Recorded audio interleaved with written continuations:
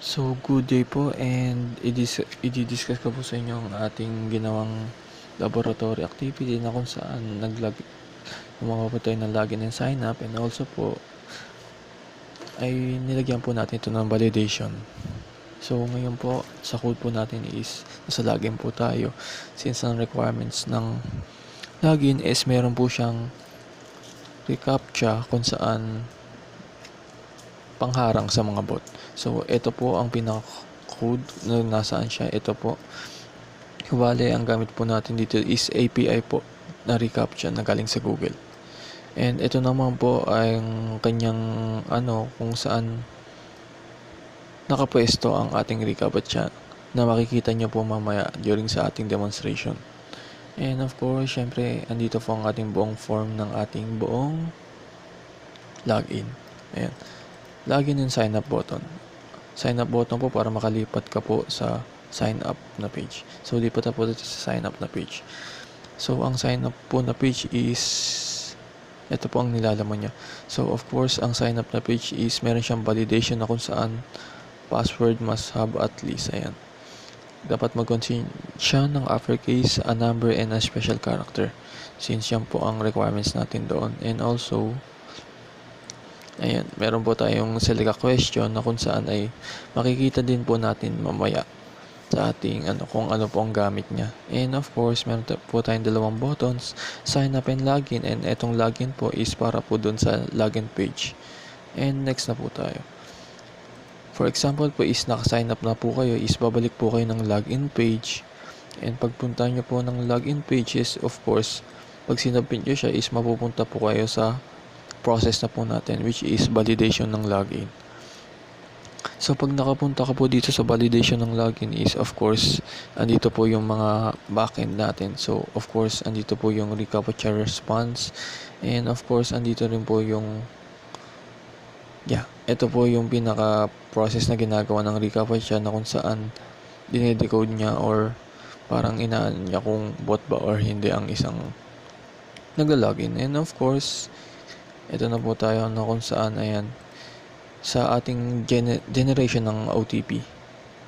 Ito na po yun. So, bale, kung makikita nyo po mamaya, ay makikita nyo po sigurado mamaya na may OTP po, and dito po siya kinukuha talaga. And of course, ang gamit po pala natin is ang PHP mailer po. Ayan. Kasi ang gamit po natin ngayon is MySQL po.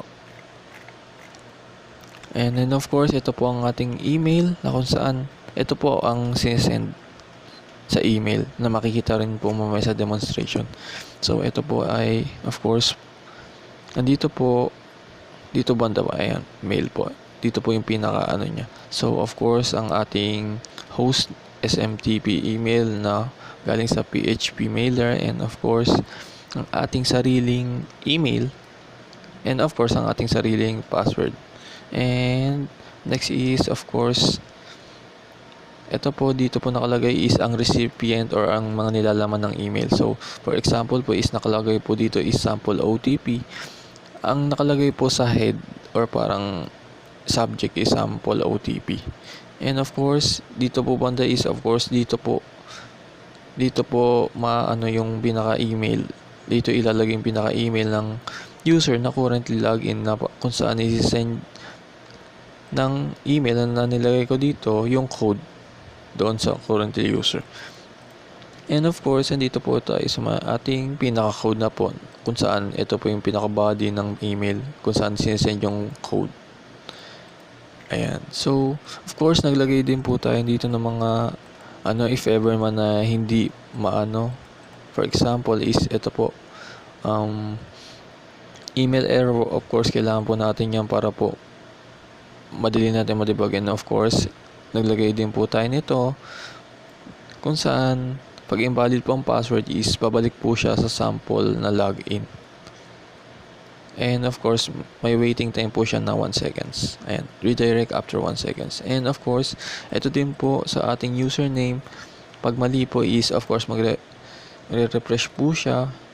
Bago siya mag-refresh is may 3 seconds muna, and of course babalik po siya sa login para mag-login ulit. And lipat na po tayo. Pagkatapos po nito is mapupunta po tayo sa Ayan. So, bali, i-display niya po muna. Ayan, makikita po natin yung mamaya. I-display niya po muna kung saan successful na ang pag-send ng email or ng OTP sa email. And of course, ayan, may waiting time tayo na 3 seconds. And mapupunta na po siya sa verify login OTP. So, ito naman po ang verify login OTP natin na kung saan ay yan. So, ito po is talagang in absolute pat ko na po siya kasi hindi po siya makita. Ayan. But, on some is pwede naman po kung same sila na folder is ito na lang po mismo. But, sa akin po is that's not the case. So, in absolute pat ko po siya. And of course, ito na po. Nandito na po tayo sa login ng OTP or verifying. So, of course, dito na po papasok ang ating mga attempts and yung lock time ng ating account. So, ngayon, baba na po tayo dito. Ayan. So, pag yung attempts po natin is less than 5 na po, of course, malalak na po yung account natin. Yun po ang nilagay po natin doon. And next is, ito. Of course, isa-set natin ang ating mga session. For example, ang ating variable na field. Ayan. Ang session muna po isa-set natin since ang variable po is ayan. Meron na po silang mga value. Same lang po din sila dito. Ayan. And next is naman po is sa may ito na po tayo sa may validation or verification kung tama ba yung OTP na in-input ng user doon sa sinend. So, after 9 is, of course, ayan, entered OTP. Ito yung in-enter ng na-input na user. And, of course, ito yung, dito sa part na to is yung sinend ng ating pinaka backend. And, of course, ayan. Pag correct po siya, ayan, may dalawang equal. So, pag correct po siya, of course, tatanggalin na po natin yung yung session ng OTP, of course, for security din. And yan, tuloy-tuloy na po siya. Ayan.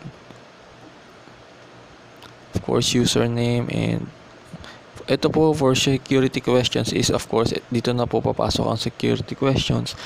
Pag na-validate na po and nakapasok ka na po and tama po yung OTP mo is meron pa pong isang verification kung saan ay may security questions po. Ayan. So, kailangan po natin siya isama dito para po madala po siya sa ibang page. Ayan. So, since ayan na po, sinama na po natin siya session, security question. Ayan. So, isasama para magamit po natin siya sa susunod na page.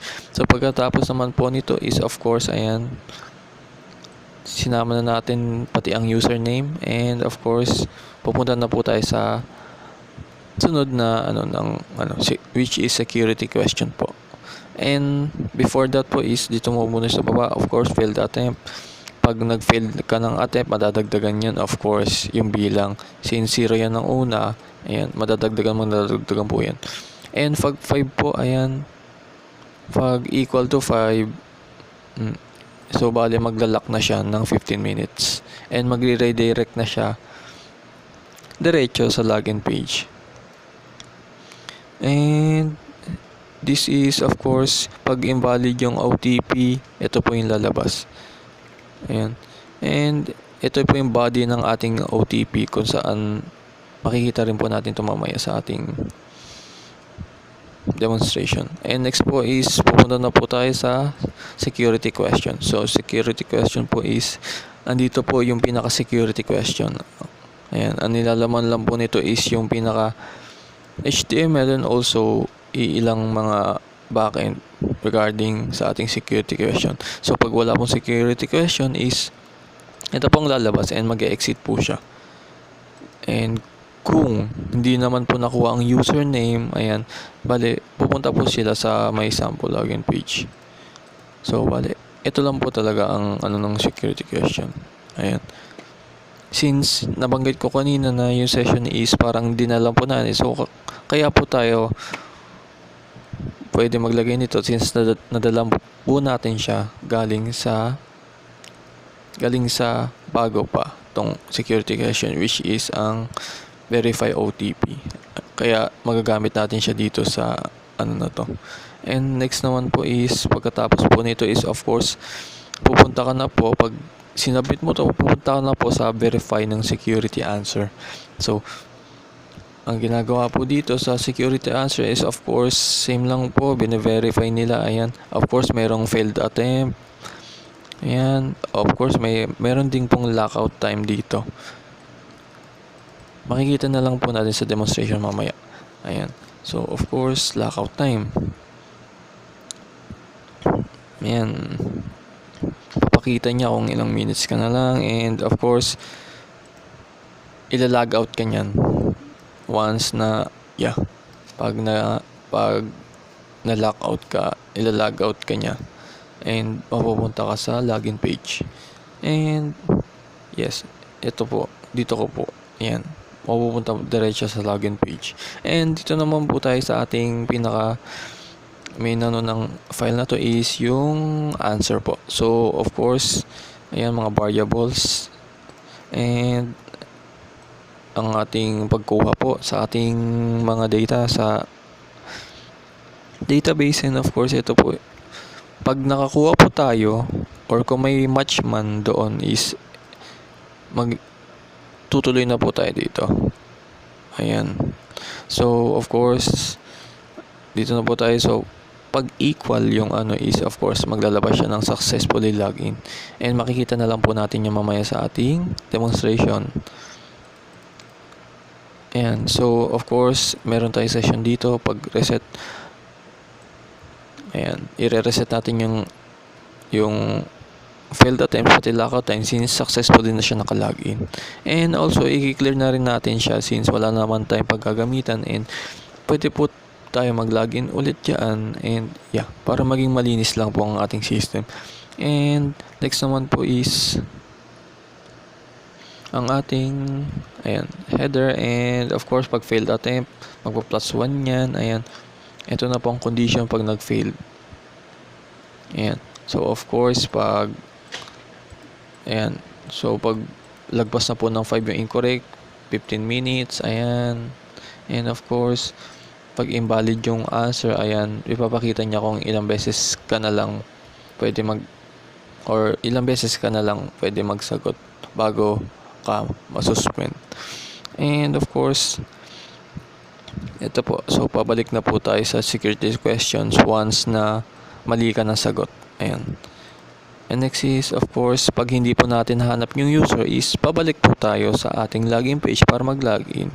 Kasi, paano po tayo makakakuha ng security question kung hindi po nakalagin ang ating user?